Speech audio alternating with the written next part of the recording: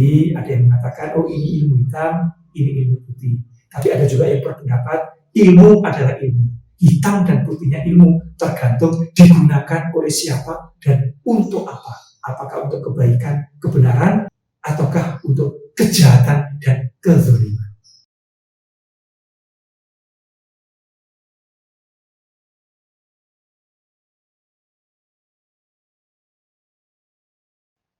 Assalamualaikum warahmatullahi wabarakatuh. Salam jumpa teman-teman. Teman-teman sekalian, kita sebagai bangsa Indonesia sudah tidak asing lagi kita mendengar istilah-istilah ajian, istilah-istilah kesaktian, karoma, dan lain-lain. Itu sudah sesuatu hal yang biasa. Walaupun mungkin di antara kita ya ada yang tidak percaya itu, silahkan, boleh-boleh saja namanya. Perbedaan pendapat itu sah-sah saja. Nah ini di Indonesia itu ada beberapa ajian yang paling sakti di Indonesia. Dan masih banyak dicari dan dipelajari oleh sebagian orang masyarakat Indonesia, khususnya ini adalah masyarakat Jawa.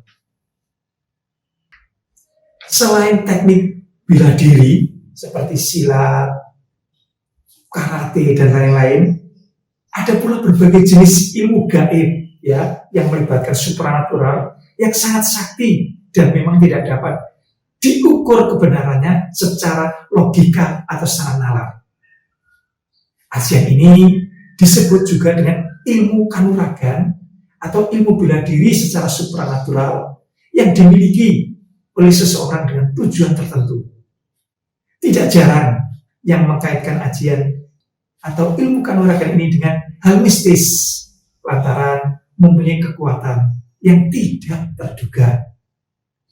Tujuan ajian tersebut biasanya untuk melindungi diri dari ancaman orang lain yang hendak melukai serta meningkatkan derajat seseorang. Nah inilah teman-teman 7 ajian paling sakti yang ada di Indonesia yang sampai saat ini masih banyak dicari oleh sebagian masyarakat kita. Yang pertama ajian Pancasona. Nah, ajian paling sakti di Indonesia yang pertama adalah ajian Pancasona. Ilmu kanuragan ini akan membuat orang yang memilikinya atau orang yang mengamalkannya memiliki kekebalan tingkat tinggi. Misalnya tergores senjata tajam, ditusuk senjata tajam, ataupun dibacok, itu tidak mempan. Bahkan ekstrimnya lagi, diledakkan pun dia tidak akan menemui kematian atau tidak akan meninggal dunia. Nah, ada yang mengatakan bahwa ajian ini berasal dari jin dan makhluk jahat yang lain. Itulah sebabnya ajian Pancasona dinamakan sebagai ilmu hitam. Orang yang mengamalkan ajian tersebut umumnya akan menjalani ritual yang tidak masuk akal, tidak lumrah, supaya apa? Segera diwariskan ilmu yang tidak bisa mati ini. Jin jahat umumnya akan merasuki tubuh orang tersebut sampai perbuatannya, kelakuannya ikut menjadi sangat jahat. Kalau dalam cerita pewayangan teman-teman, ajian Pancasona ini dimiliki oleh Subali. Subali itu adalah saudara Sugriwa, kakaknya dari Dewi Anjani atau pamannya dari Hanuman. Nah Subali inilah sebagai manusia sakti yang darahnya putih. Dan dalam kisah pewayangan diwariskan atau diturunkan kepada tokoh jahat yaitu Rawana dari kerajaan Alengka yang tidak bisa mati atau disebut Dosomuko, kepalanya 10 karena nggak bisa mati, hanya bisa dikalahkan oleh Rama. Kejahatan pasti dikalahkan oleh kebenaran. Tapi selain Rama nggak ada satupun yang bisa mengalahkan karena Rawana nggak bisa mati karena mewarisi ajian Pancasona dalam kisah pewayangan seperti itu. Di masyarakat kita banyak yang mencari juga ajian ini seperti itu, dan pada zaman penjajahan banyak dicari orang. Kalau kita melihat film Janur Kuning, itu ada seorang tentara, itu yang tidak bisa mati, ditembak tentara nggak bisa mati. Kan dalam film Janur Kuning dulu pada waktu film layar lebar, zaman dulu ada, gitu kan. Dan sekarang masih ada orang yang punya itu, hanya tidak banyak digunakan karena situasi dan kondisi yang berbeda. Jadi pertama pemilik Adi Pancasona dalam cerita pewayangan adalah Subali yang darahnya putih, yaitu kakaknya Sugriwa, kakaknya Dewi Anjani, paman dari Hanuman atau bapak dari Hagada. Nah ini dalam kisah pewayangan. Yang kedua, ajian yang sangat sakti juga, atau yang paling sakti di Indonesia adalah ajian Bandung Bondowoso. Nah, konon katanya dalam cerita ajian Bandung Bondowoso ini diciptakan oleh Raden Bandung Bondowoso, seorang pangeran sakti mandraguna yang berasal dari kerajaan Pengging. Bandung Bondowoso pernah mengerahkan ajian paling sakti di Indonesia ini tersebut untuk mengalahkan musuh-musuhnya dan membangun Candi Prambanan. Jadi pemilik ajian ini mempunyai kekuatan yang sangat menakjubkan. Dimana kalau dalam kisah Bandung Bondowoso dan Roro Jonggrang itu minta 1000 candi dalam satu malam, itu bisa dilaksanakan oleh Bandung Bondowoso. Walaupun dalam kisah selanjutnya ada faktor-faktor lain ya, sehingga sampai Roro Jonggrang yang dikutuk menjadi candi penggenap yang 1000 itu dalam kisah yang lain. Tapi dalam hal aji kesaktian, Bandung Bondowoso termasuk ajian yang paling sakti di Indonesia. Ini cirinya, jika ada barang atau benda yang sangat mustahil untuk diangkat dengan tangan kosong, maka dengan mengamalkan ilmu Bandung Bondowoso, barang itu akan dengan mudah diangkat. Pemilik ajian ini juga pandai menangkis serangan musuh. Senjata tajam yang dilempar ke arahnya pasti akan terpental sebelum menyentuh badan, dan bahkan bisa mengerahkan bangsa jin, atau kadang-kadang orang menyebutnya bolo sewu. Nah inilah ajian Bandung Bondowoso. Yang ketiga, ajian paling sakti di Indonesia adalah ajian Rawarontek. Nah, ajian Rawarontek ini populer di tengah masyarakat karena dulu pernah difilmkan, pernah dimainkan di layar lebar, yaitu film Misteri Gunung Merapi. Ilmu ini benar-benar nyata dan mempunyai beberapa kelebihan. Sama seperti Pancasona, tapi tingkat kesaktian dari Rawarontek ini lebih rendah dibanding Pancasona. Jadi Pancasona masih lebih tinggi dibanding Rawarontek. Sama-sama nggak bisa mati. Jadi si empunya atau si pemilik ajian ini dapat kebal terhadap pukulan, bacokan, dan tusukan benda-benda tajam atau senjata-senjata tajam. Tapi efek negatifnya adalah orang tersebut akan gampang emosi, mudah marah. Karena jin-jin jahat sudah masuk ke dalam sel-sel tubuh pemilik ajian tersebut. Mudah marah, mudah emosi karena merasa dirinya sakti itu tadi. Makanya ada yang mengatakan ini termasuk ilmu hitam. Itu boleh namanya pendapat. Yang keempat adalah ajian Saipi Angin. Ada juga yang mengatakan ajian Sayepi Angin. Ajian paling sakti di Indonesia ini lebih populer dengan sebutan ilmu berpindah tempat. Nah, sebutan tersebut layak disematkan dengan ajian ini karena orang yang memiliki ajian ini dapat berlari cepat dari satu tempat ke tempat lain tanpa bersusah payah. Nah, ajian Saipi Angin ini lebih tinggi ketimbang dua ajian yang pernah ada, yaitu seperti ajian Kidang Kuning dan Asma Gunting. Dan menurut cerita, ajian Saipi Angin ini hanya dimiliki orang-orang atau para pertapa dengan kanuragan tingkat tinggi atau tertinggi. Dan zaman dulu kabarnya Wali Songo yang menyebarkan agama Islam kerap mengamalkan ilmu ini untuk memenuhi undangan dari Sunan Bonang. Ketika Sunan Bonang memukul beduk, maka para wali akan mengerahkan ilmu lipat bumi untuk menghampirinya, atau dengan menggunakan ajian Saipi Angin.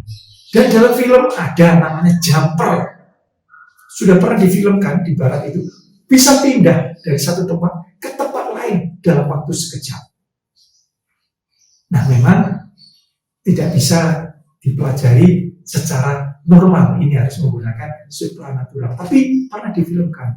Makanya kalau orang Barat mengatakan kesaktian atau magic itu bukan hanya keyakinan, tapi magic adalah teknologi yang tertunda. Nah inilah, karena teknologi yang tertunda, dia teliti, dia kaji, akhirnya menjadi suatu kenyataan. Contoh, dulu orang menggunakan kebatinan hubungan jarak jauh. Sekarang ada internet. Dulu kalau zamannya Subali dikasih ajian Cupumane Astagina untuk melihat dunia luar, atau orang Barat itu ada namanya bola kristal, atau dalam film Lord of the Ring itu pelantir miliknya Saruman, bisa melihat bola kristal itu dunia. Sekarang terlaksana karena magic adalah teknologi yang tertunda kata orang Barat. Diteliti menjadi teknologi internet seperti Zoom, bisa ngomong jarak jauh kelihatan, atau Discord, anak muda sekarang bisa ngomong sepuas-puasnya, kelihatan wajahnya, atau video call.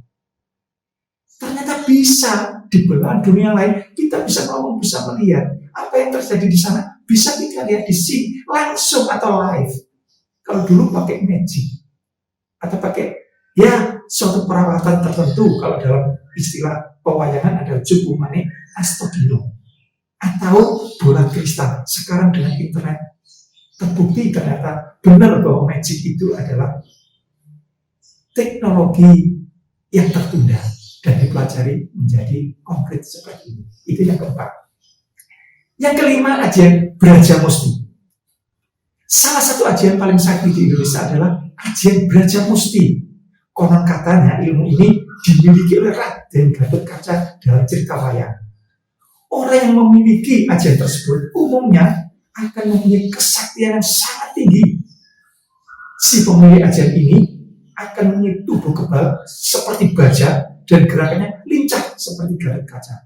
Atau kalau sebutannya Raden Gatotkaca itu otot kawat, tulang besi. Nah seperti itu, jadi tidak mempan senjata tajam. Senjata apapun tidak akan sanggup membunuh yang memiliki ajian Brajamusti. Tapi Raden Gatotkaca pun bisa mati dengan senjata unta miliknya, yaitu Karna, adipati dari Awaga. Ya memang di atas langit pasti ada langit. Tapi ajian ini banyak dicari karena punya kekebalan tubuh yang sangat hebat. Nah kelebihan lain untuk ajian Brajamusti ini bagi pemiliknya, kepalan tangannya ini sangat berbahaya. Bila ada orang yang terkena tinju saktinya, orang tersebut akan terluka parah dan bahkan sulit untuk disembuhkan. Maka dari itu, pemilik ajian tersebut harus orang yang benar-benar bijaksana dan tidak sembrono dalam menggunakan ilmunya. Makanya sering kita dengar dalam cerita-cerita masyarakat kita, pilih tangan kanan atau tangan kiri. Tangan kanan rumah sakit, tangan kiri kuburan. Nah sampai ada seperti itu sering kita dengar, bahkan dijadikan lelucon ya, karena punya ajian Brajamusti. Yang keenam, aji paling sakti di Indonesia yaitu ajian anti lebur sakti. Nah, ajian anti lebur sakti ini merupakan sebuah ilmu kanuragan yang kekuatannya begitu luar biasa. Bahkan pemiliknya bisa membunuh dan melebur jin serta setan jahat yang sudah mengganggunya. Itulah sebabnya orang yang mempunyai ajian ini begitu ditakuti oleh makhluk halus atau bangsa jin. Selain bisa melawan makhluk halus, ajian yang satu ini juga bisa menyembuhkan berbagai penyakit aneh. Misalnya kena guna-guna, tenung, santet, dan lain-lain. Pengobatan tersebut diyakini oleh masyarakat sampai tingkat kesembuhannya itu sangat tinggi. Itulah sebabnya orang yang mempunyai ajian ini perlu memakainya secara bijak. Jadi ada seperti itu, tentu saja digunakan secara baik. Dan yang ketujuh teman-teman, yaitu ajian ilmu Bathara Karang. Nah ajian yang paling sakti di Indonesia yang ketujuh adalah ajian yang disebut ilmu Bathara Karang.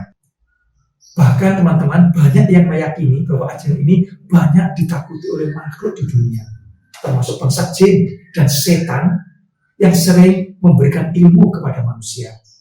Orang yang memiliki ajian Bathara Karang ini susah untuk dikalahkan. Apa saja yang ia pegang, barang tersebut akan lebur dan bahkan meleleh seperti es krim. Inilah ajian ilmu Bathara Karang itu. Orang yang mempunyai ilmu tersebut haruslah bisa memakainya sangat bijak. Karena bila tidak, mereka akan membuat kehancuran di muka bumi. Orang yang ingin mendapatkan ilmu tersebut perlu menjalankan serangkaian ujian dan berbagai syarat yang sangat berat. Umumnya akan ada makhluk halus yang menuntun orang tersebut untuk mengamalkan ajian yang sangat mengerikan tersebut.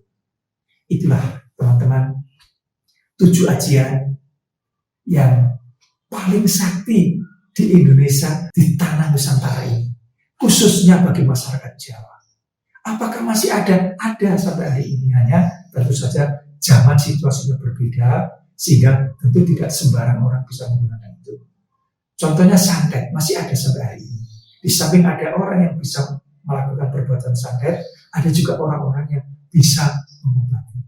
Memang ada yang menggolongkan ilmu hitam dan ilmu putih. Tapi juga ada yang berpendapat, kalau ilmu ya ilmu, bukan hitam dan bukan putih, tergantung bagaimana si orang yang punya ilmu itu menggunakannya. Kadang-kadang kita lihat katanya ilmu putih, tapi digunakan untuk hal-hal yang negatif. Makanya di sini boleh namanya perbedaan pendapat ya. Jadi ada yang mengatakan, oh ini ilmu hitam, ini ilmu putih. Tapi ada juga yang berpendapat ilmu adalah ilmu. Hitam dan putihnya ilmu tergantung digunakan oleh siapa dan untuk apa.